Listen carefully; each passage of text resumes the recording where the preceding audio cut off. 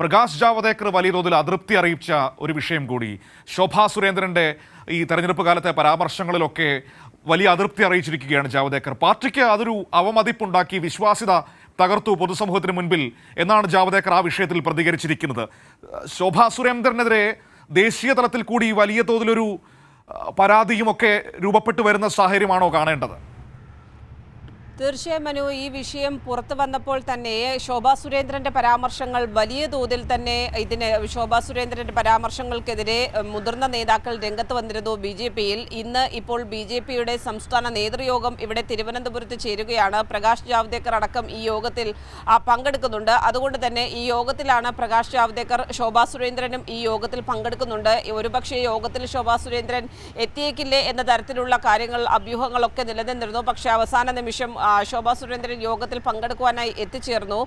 തുടർന്ന് ഈ യോഗം പുരോഗമിക്കുന്ന സാഹചര്യത്തിലാണ് ശോഭാ സുരേന്ദ്രന്റെ പരാമർശങ്ങളിൽ കടുത്ത അതൃപ്തി ജാവദേക്കർ നേരിട്ട് തന്നെ അറിയിച്ചത്. നേരത്തെ തന്നെ അദ്ദേഹം ടെലിഫോണിലൂടെ അറിയിച്ചിരുന്നു. അതിനു പുറമെ ഇന്നിപ്പോൾ യോഗത്തിൽ നേരിട്ട് ശോഭാ സുരേന്ദ്രനെ അതൃപ്തി അറിയിച്ചു. പ്രത്യേകിച്ചും വലിയ തരത്തിലുള്ള അവമതിപ്പാണ് പാർട്ടിക്ക് ഈ തെരഞ്ഞെടുപ്പ് കാലത്ത് ശോഭാ സുരേന്ദ്രനിലൂടെ ഉണ്ടായിട്ടുള്ളത്. പലരുമായി ഞങ്ങൾ ഓരോ നേതാക്കളും കൂടിക്കാഴ്ച നടത്താറുണ്ട്.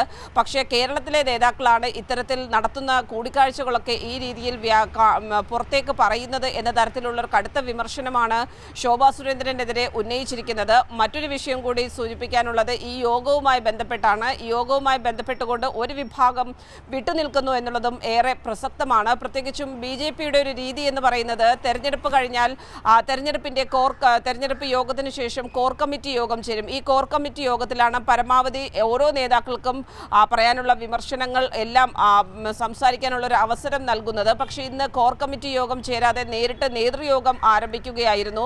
ഈ നേതൃയോഗത്തിലാകുമ്പോൾ ആ രീതിയിൽ പരസ്യ വിമർശനങ്ങൾ ഉന്നയിക്കാനുള്ളൊരു അവസരം ലഭിക്കുകയില്ല. അതേ തുടർന്ന് PK കൃഷ്ണദാസ് വിഭാഗം ആ പക്ഷം ഈ യോഗത്തിൽ നിന്നും വിട്ടുനിൽക്കുകയാണ്.